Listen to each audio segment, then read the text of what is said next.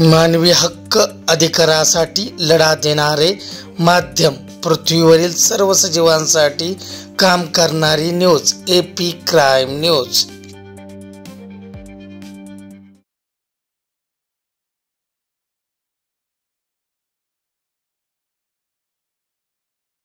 उपविभागीय जलसंधारण अधिकारी, मृद व जलसंधारण उपविभाग, बारामती कार्यालयीन वेळेस सर्व कर्मचारी फरारी।